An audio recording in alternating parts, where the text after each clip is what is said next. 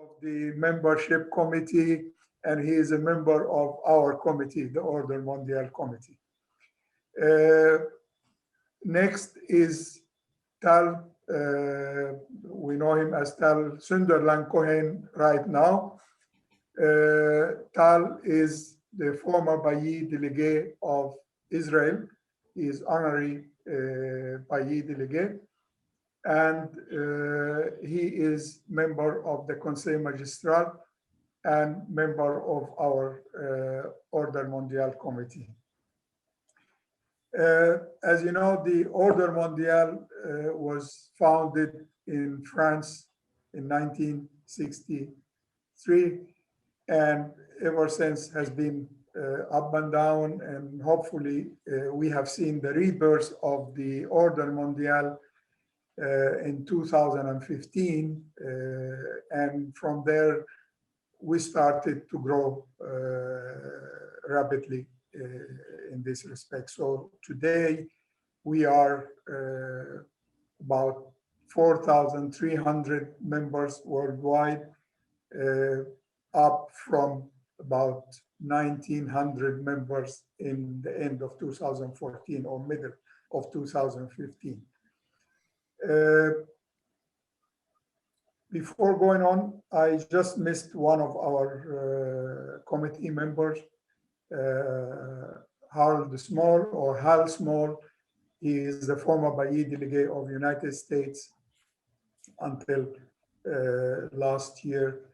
So, but he is member of the Conseil Magistral and Conseil d'Administration as well, and our member of that committee.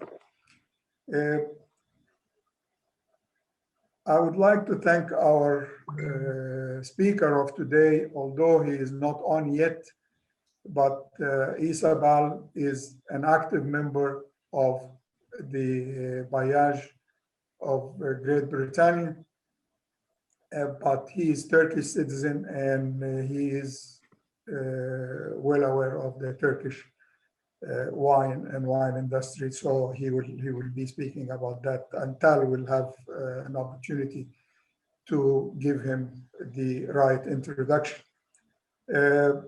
I would like to thank Philip Evans for allowing or participating in this event very actively by allowing Isa to join us as a presenter. So Philip, I know you are online. Thank you very much for doing that. Now, ladies and gentlemen, I will hand over to Tal Sunderland Cohen, who will be the moderator of the event, and he will have the opportunity also to receive your question along the presentation. Tal, the floor is yours. Thank you so much. Thank you. Thank you, Mohammed, and the OMGD committee.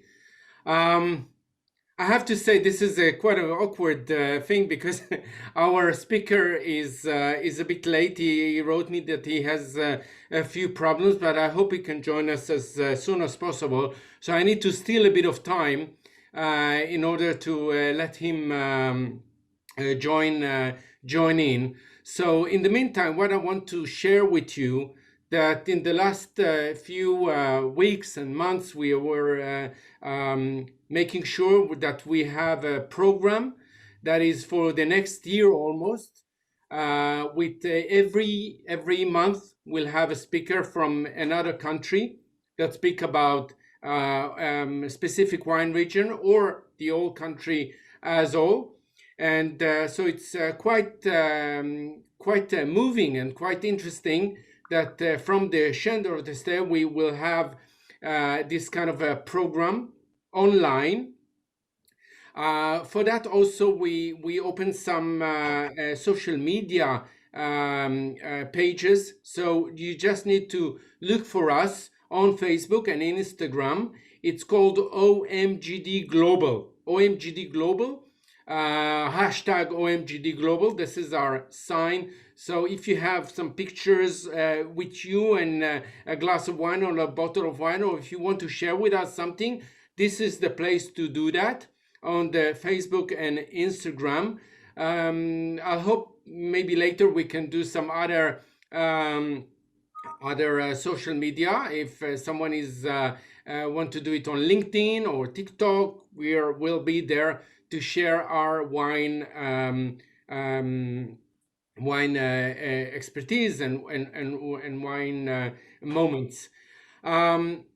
So actually, it gives me a great pleasure to open the first episode of the OMGD webinar series. As Mohammed said, my name is Tal Sunderland Cohen.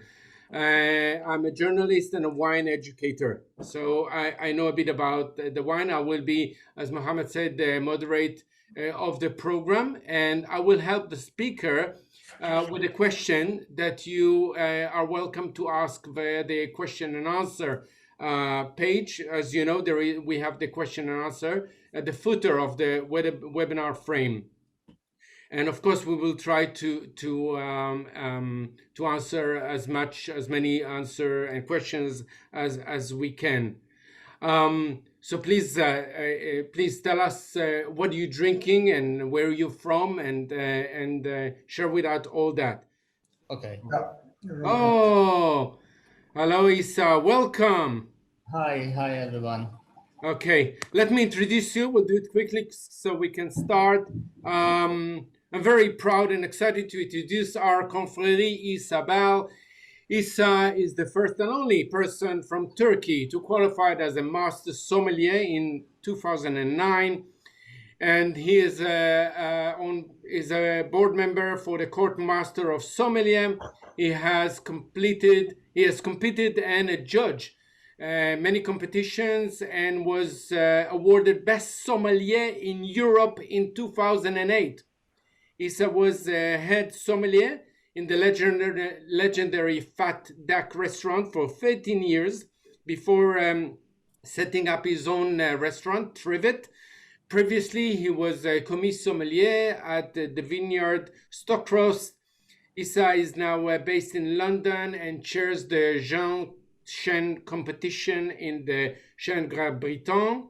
Isa will be speaking to us about the ancient and new world of Turkish wines, and of course the unique grape variety. So again, good evening, Isa, and I'll take control so I can bring the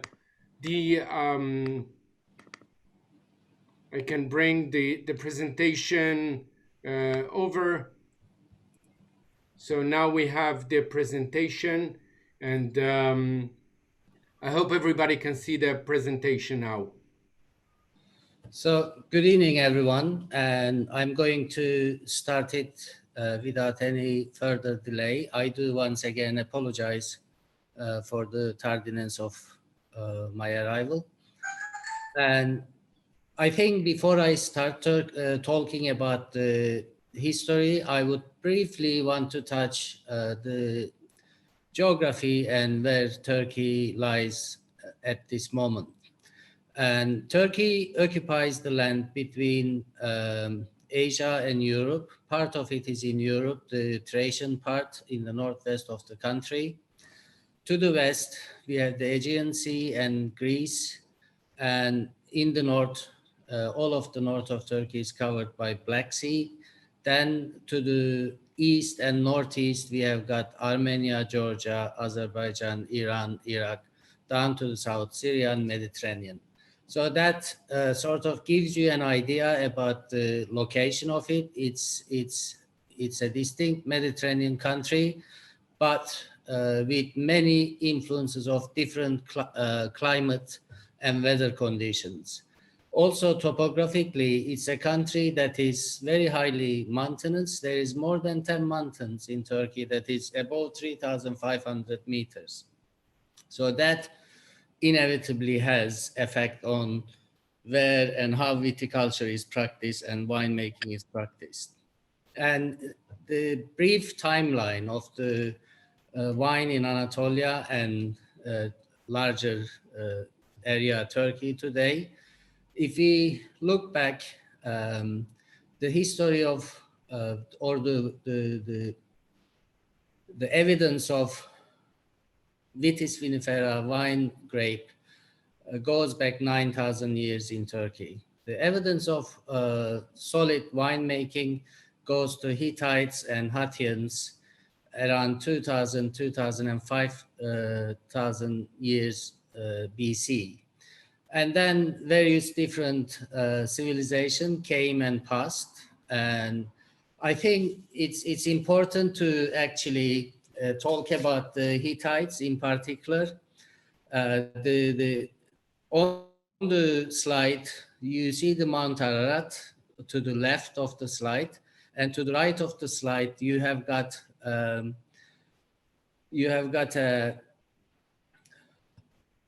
mountain reliefs that are carved into a mountainside in central Turkey, and this is probably the harvest festival of the Hittites. The wine god being offered the bounties of the harvest. You can see a large bunch of grapes going there, and wine has been a very important part of the Hittite culture. And Hittites were probably the first civilization in the world who appreciated the importance of vintages and vineyard sites. So in fact, there has been sort of conversation recorded in some of the tablets they have found, in clay tablets they have found in various different areas, one of which a patron asks to the innkeeper for certain wine, and the innkeeper replies, "That wine from that year is not good, I should give you this one here." So it shows a very distinct appreciation of vineyard and also the vintage differences. And that is an incredibly sophisticated wine culture.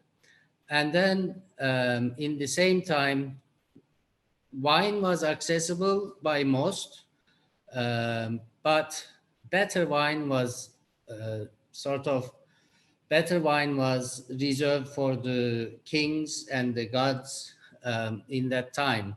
And the theft of wine was very heavily punished. And yeah, the Hittites were basically an incredibly sophisticated nation. Just to the south of Turkey, around this area here, where you can see, the Sumerians had a strong foothold before that. And what they did was they were one of the first nations to actually make beer using the grains. So making of drinks, growing grains, etc., has been integral part of this area. And later on, if we just go back to the previous slide, you can see various different times and winemaking cultures. They all have made wine. And then comes the Ottoman Empire from the 13th century until 1920s, to be precise, 1923. During the Ottoman era, contrary to common belief, the winemaking has continued. However, it was practiced by non-Muslim part of the community. And as far as the state was concerned at that time, if they paid the tax, they were free to make wine. So it wasn't as lively culture, but what it did keep the continuation of the grape varieties and the gene pool of those grape varieties that we today see in Turkey and in the surrounding area. In 1923, by the end of Ottoman era, the modern day Republic of Turkey was established by Atatürk, and the monopoly of the alcohol monopoly was actually created during that time. And you can see an early label of the example of an early label from that era of Turkey. Initially, the winemaking was quite distinctly influenced by the French, and they did bring quite a few French experts, enologues, viticulturalists to work for the state monopoly. And this went on right until 1950s, 60s, and some of their work today is still a reference point for the winemakers in Turkey. And then later on, during the modern day Turkey, the state monopoly was abolished or sold rather to an investment group from Texas. And then they have, along with the many other younger producers, created. But the winemaking was not just the monopoly. The monopoly part of the alcohol production was generally relating to the spirits. So there were some private companies established during the early days of Republic, like the Kavakkıdere, Villa Doluca are the examples of those early wineries that were established. And then from sort of early 2000 onwards, there has been quite a lot of interest from people of Turkish origin who has had a successful careers in various different walks of lives and has had sort of financial power, financial muscle to set up their own quality-minded wineries. So there has been a sort of plethora of new wineries from mid-90s, early 2000s until today. And now we are talking in Turkey, there are about 150 to 200 wineries operating. Quite a lot of them are on smaller scale, what one would describe as boutique wineries. Some of them are quite keen on international varieties, as my take on that is most of them have actually came across wine mainly with international wines, French, Italian, Californian styles of wine, and they take them as examples.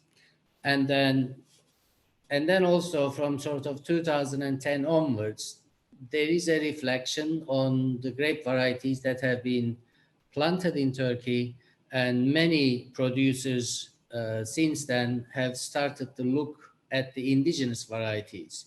Incidentally, which there are more than 1,300 grape varieties in Turkey, 60 to 80 of which are currently commercially used making wine. If we can go to the next slide, please. So you can see the geography of the wine growing around the area, if you like.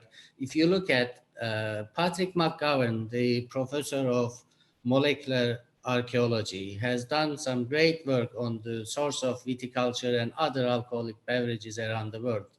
And he coins this area here that we are looking at as the Grand Terrain. And according to him, this is where somewhere along this area here, the first winemaking has quite likely started.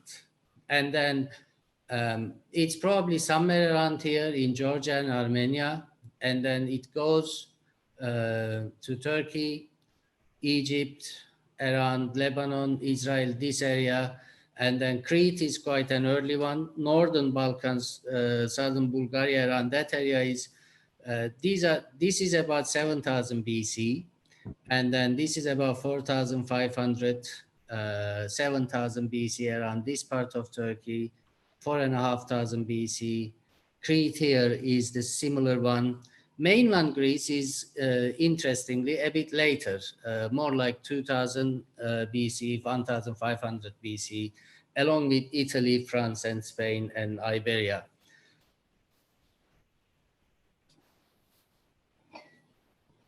So the Vitis vinifera is the grape variety, as we know is used for making the wine. And Anatolia is quite likely to be the home of the Vitis vinifera.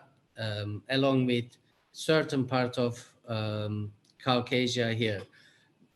It is difficult when we are talking about the history and in today's terms, because this area was kind of quite a transient area. It wasn't just one particular ethnic group or anything. It was quite a lively area.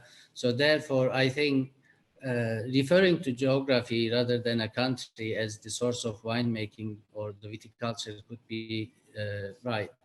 Looking at certain parts of Turkey here, you actually find Vitis vinifera, the wine grape, growing wild today, even now in Turkey. So it is quite a astonishing area, and you can actually go on some of the valleys and see the wild grapes growing, and they are actually Vitis vinifera. And some of those genetical materials are probably the forebears of the grape varieties, the Syrahs, the Cabernets, the Merlots that we know of today.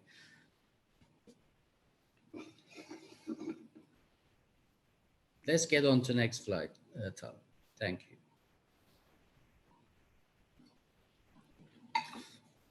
So we have several other influences. Looking back at history, I've mentioned the Hittites, and then Phrygians, who followed after the Hittites. Wine was an essential part of it. And then through Phrygians, the wine was introduced to Aegean and certain Greek colonies, etc.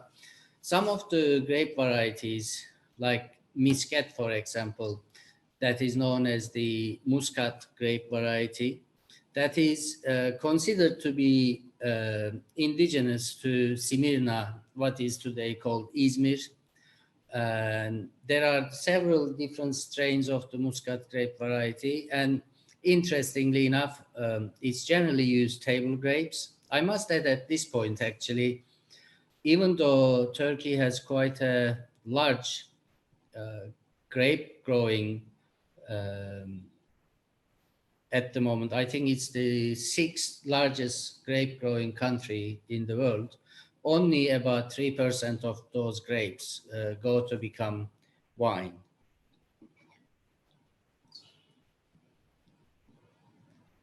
Thank you.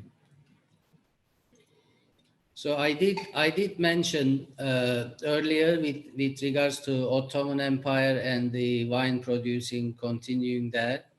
And you can kind of see the sort of ethno-religious dispersation of the population in Turkey. The modern day Turkey at the time did have quite a large percentage of Greek, Jewish and Armenian population. And like I said, they did carry on winemaking, albeit on much smaller scale. One other thing that has happened towards the end of Ottoman Empire, of course, is that phylloxera hit the European vineyards. And the arrival of phylloxera was quite late to Turkey, relatively speaking, much later than France. So in particular, this area here was actually exporting huge amount of wine to France to make up the loss of the vineyards in that area. But then sure enough, 20, 30 years after that, it started to hit the Turkish vineyards as well. So there is phylloxera in Turkish vineyards, other than the ones that are that have got very high sandy soil. The phylloxera does not like sandy soil, and therefore it doesn't thrive on it. So it's not as harmful as the others.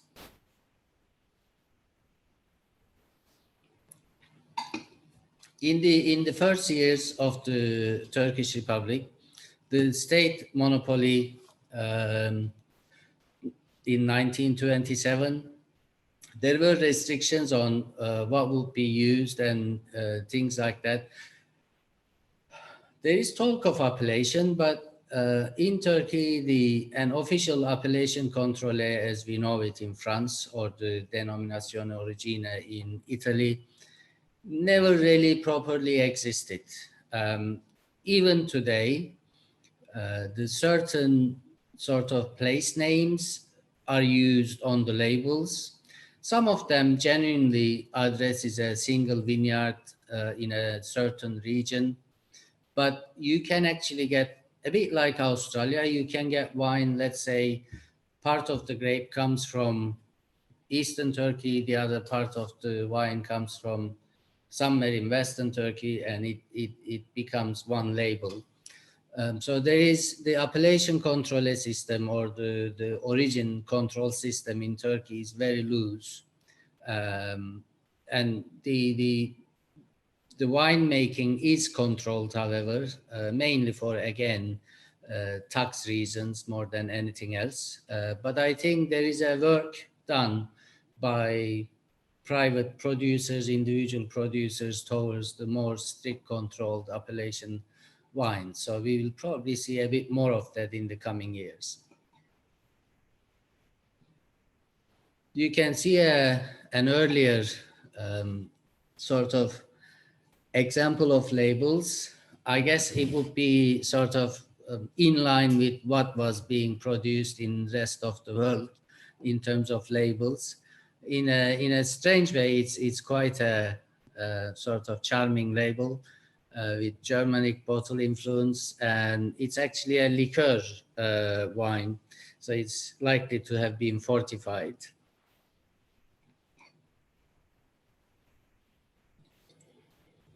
So looking at some of the figures that you can see on the slide, you can see the huge amount of sort of vineyard plantation, but yet the winemaking production is really small, like I said, 2 to 3%.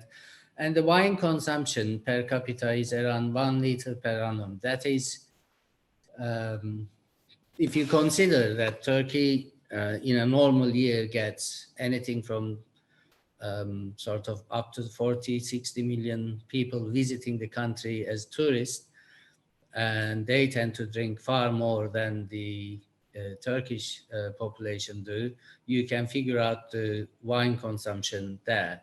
However, one thing I think we need to take this statistic with a pinch of salt. That is, because of the taxes levied on the wine production is quite high, there is quite a lot of unregistered wine and other alcohol production in Turkey. And hence there's a lot of unregistered consumption as well. So this figure only reflects the official registered figures, but it doesn't quite include the wines that are made in people's homes. You can see the altitude and latitude of the country. So where you have is from 35 to 42 north, which, if you think about the grape growing sort of area in the world, you have got 28 to 50. That's the grape growing, prime grape growing area. There are some vineyards both to the north and south of these areas. But as a rule, if you look at that, Turkey just lies right in the middle of that wine growing area. It kind of makes sense as to why Vitis vinifera thrived in that area. You have the Mediterranean to the south, Aegean to the west, and you have got the altitudes, latitudes. You have got the perfect sort of setup for the wine grape to grow. And if you look at that, it lies on the sort of partially in the same areas as Italy, large part of Greece, Portugal, Spain. So it is, all of those countries I've just mentioned are the powerhouse of the sort of grape growing and winemaking. And China actually is becoming increasingly a major player in winemaking. They were a major player for wine consuming and the trade, but now they have actually got quite large vineyard plantation. They have become number 4. I think they have knocked off Turkey from that position.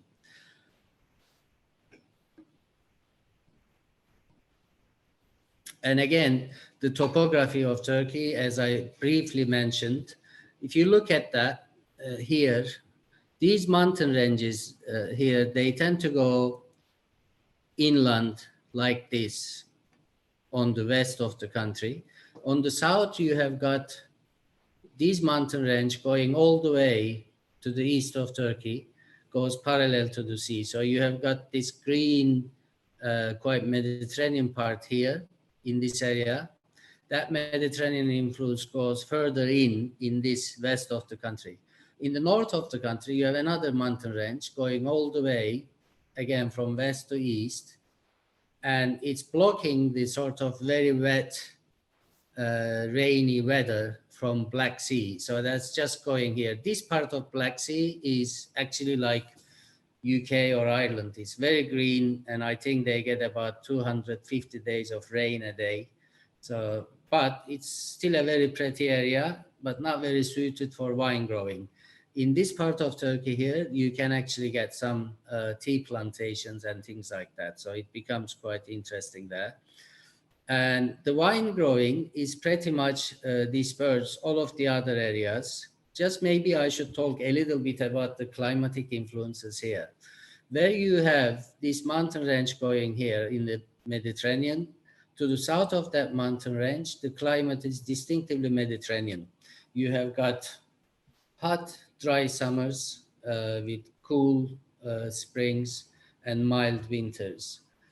And there are a few wineries started in the last few years along these ranges here, but generally just to the slightly north of these mountains. And the climate inland here is distinctively continental. It's not uncommon that minus 15, 20 is seen during the winter, and then 35 degrees Celsius and above sometimes in the summer. Then this area here is also continental, but very dry, which is an important wine growing area. The Aegean region here, the Mediterranean influence the larger area. Here they make that sort of, they reduce the influence of the Mediterranean warmth, if you like, with altitude. One of the best known wine regions within Turkey in recent years has become in this area here called Güney, meaning south, near Denizli, the town of Denizli down here. That is above 900 meters altitude. So you do have quite a lot of vineyards that are lying on high altitudes. There are some wineries here operating around 500-600 meter altitude. Thrace, which is another very important wine growing area, doesn't quite have the same altitude. You do get some altitude here and cooling effect from Black Sea. There is this Stranca mountain ranges here. There are some beautiful things made over there as well. And this area, the center of Turkey, where Cappadocia lies, is very important for vitiviniculture. Then you have got the southeast and eastern Anatolia, which are also very important. So if we look at the grape varieties that I have mentioned earlier, 1,000 to 1,500, some of which I am pretty certain will be synonymous with one another. But then there are 800 of them are genetically different grape varieties. Some of the grape varieties are actually researched and compared with other grape varieties from around the world. And some of the genetical comparison is still to be made. So it will be interesting to see what grape varieties will be related to better known varieties that we know today. For example, this grape variety, that the first one on the top here, in recent years, it has been identified genetically to be identical to the Vidiano grape of Crete. So it's the same grape variety as Vidiano from Crete, as we know it. I'm sure there will be many more examples of that coming along. I think if we move on to the next slide, we can talk about the varieties a bit more. Let's move on to the So you can see here, these are some öküz gözü grape varieties. One of the, probably the most important red grape variety in Turkey. Named öküz gözü, which means the ox's eye, referring to the largeness of its berries. Normally, if you look at the winemaking grapes, the berries are quite small. If you look at Cabernet Sauvignon or Pinot or Chardonnay, the berries are very small. The öküz gözü is probably easily 3 times the size of a Cabernet Sauvignon berry. Has got a similar sort of tastiness that is like Nebbiolo or other thing. And we can talk more about this in the next few slides, Tal, if you move on to the next.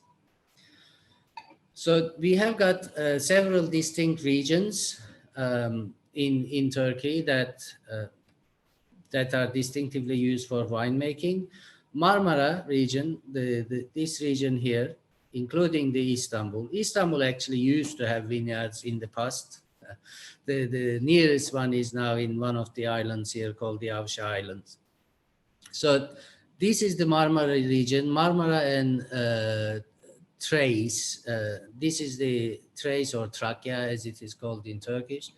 And continuation of this region here to the northwest and west, you can find it in Bulgaria and Greece. So this region continues into those 2 countries, and the winemaking actually continues well into those countries. And there are some similarities in the grape varieties as well. And then you have the Aegean region, which is here. Quite an intense growing area, but Aegean is very famous for Thompson seedless, which is the raisin grapes that is used all over the world. Turkey is one of the biggest raisin exporters in the world as well. Then we have got here Mediterranean region. So we have got one winery here, another one on here, and one round here. So and those 2 actually have come after these slides were made. So they are not, this is not the most up-to-date one we will get. And then we have got capital city, Ankara, which has got its wine growing area in the town of Kalecik and surrounding areas with its own grape variety. And then you have got the central Anatolia, the Cappadocia. Then you have got southeast and eastern Turkey and northern Anatolia here. And each of these will have varieties that are unique to them, as well as varieties that they use from other regions as well.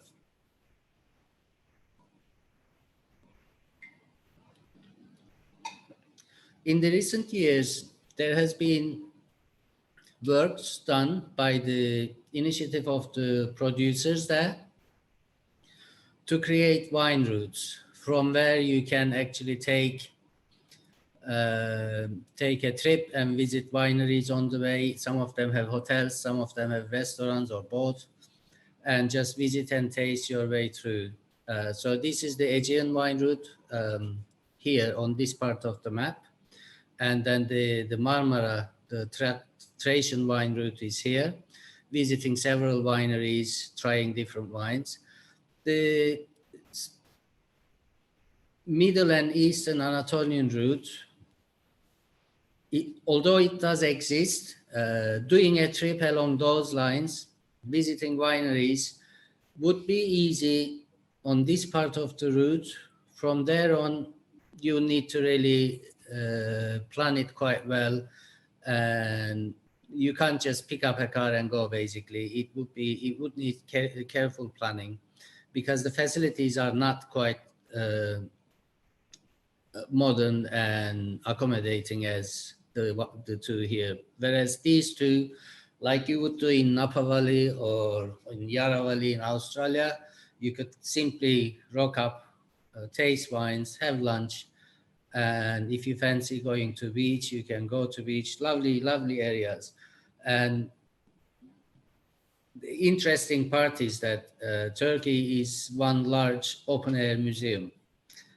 So you can, those of you who are keen in history can combine a trip of visiting some of the most important archaeological sites in the world and visit those sites, but also stop for a glass or two of wine, and if you feel a bit more. You can see some of the vineyards in Turkey. Even today, they are quite, how do you call, they are quite modern trellised vineyards. And then some of the vineyards you will see later that they are quite sort of goblet, bush wines, old-fashioned vineyards. Thrace generally has the trellis vineyards, very modern viticulture practice there. So this is, this you can see again, several different vineyard sites from Thrace, from around Aegean side. So if you can move on to the next few slides, you can see some of the soil types. Because there is quite a large sort of areas in Turkey, the soil types are actually very varied. Anything from calcareous loam to volcanic tufa. You can find sandy soils. You can find pretty much all types of soil. This is that region I was talking to you earlier, which is the Güney Denizli Plateau that is above 900 meters. So very, very distinct character of deep red fruit for the red wines and red and black fruit with earthiness. And for the whites, relatively low alcohol with high acidity and quite clean aromatics. Again, you can see some of the older vineyards, trellised vineyards and wines. Let's move on. This is quite an important area. We are looking at Cappadocia here. Generally, dry farmed vineyards. Some of Turkey's oldest vineyards can be found here. There are many 100-plus-year-old vineyards in this region of Turkey. And some more and chalky volcanic soils producing high acid wine with perfect ripeness, well worth seeking out. Cotes Avanos and Kocabag are the couple of the producers that are making some very interesting wines in that area. So you can see some more of this. These here are called the fairy chimneys. Basically, through the wind erosion, the softer layer of the rocks have been blown away and the harder rocky remains like that and producing that kind of very visual impact. And the vineyards are scattered around there along with almond trees and other things there as well. And the Cappadocia, the earlier slide there, we don't have to go to slide, but this region was one of the first Christian churches established in this region, and they were generally made into the caves because at that time the Roman Empire still didn't recognize Christianity as a religion and they were being persecuted. So you can still see some of the churches in this region dating back very early Christian era of this part of the world. These are some pictures of the wild grapes growing in Eastern Anatolia, which is not limited to Eastern Anatolia. You actually find similar wines in Mediterranean region as well. So imagine just walking along the hills like this, and then suddenly you are hitting a colony of wild grapes. And anything from September to October, you can actually go and eat them as well. So here are some of the geography of Eastern Anatolia. It's quite wild, savage, less tamed than the western part of the country in terms of winemaking, wine growing. And you can see the grapes here grown in a sort of very traditional way, just basically being held up by sticks. And some of the vineyards here are quite old, but there are some phylloxera infestation in this area, and unfortunately, some of the very old wine material is dying. With some, there is quite a sort of conservative area, and the growing of wine grapes, making them is not always accepted by the locals. So generally, the grapes are bought by the larger companies and either carried away from the region and made into wine in the west of the country or center of the country. There is one winery, couple of wineries that are operating still though. And then there is this winery I think I should mention in Mardin, right on the border of Syria, called Siuli. It's established by the community, Christian community there, and this community is still speaking. Their language is still Aramaic. And Aramaic, as some of you might know, actually was the language of the Jesus. So it's a very old Christian community and making wine there in a monastery. And the wines are made in a very sort of old school way, but they are very, very interesting wines. So we can see here some of the indigenous grape varieties of Turkey. Bornova Misket, these are the well-known ones. Obviously, there are many more. Bornova Misket here comes from the name, place name Bornova. That's actually Muscat d'Alexandria, so it's the same grape variety. So it's quite prevalent in this area. Kalecikkarasi is from around Ankara. Light-skinned red grape variety that are making wine similar to Grenache or Pinot Noir. Tends to have higher alcohol and lower acidity. Narince, which means delicately in Turkish, is local variety from around Tokat. Öküz gözü, Boğazkere, and Emir, these are probably the main 6 grape varieties, but I would put these 5 separately in terms of quality because they are probably the 5 most important varieties in Turkey at the moment. Let's move on to next. So little bit on Narince. The grape comes from the north of Turkey, in northern Turkey here, and it's a wine that produces rich, creamy, elegant wines, and it does tend to have fruitiness, anything from apple, melon, pear, quince, that sort of flavor profile, to as it ages, it develops this apricot-like aromatic structure as well. And the wines, the Narince, when it starts, when it is young, the color is quite light. As it gets older, it develops a deeper, more goldish yellow, not too dissimilar to the berries you see here. And the food and wine matching with Narince, it does work very well with obviously the Mediterranean cuisine.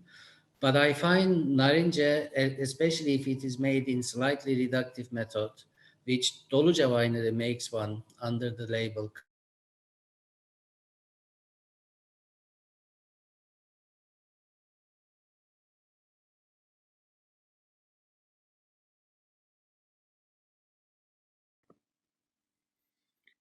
Isa, can you hear us?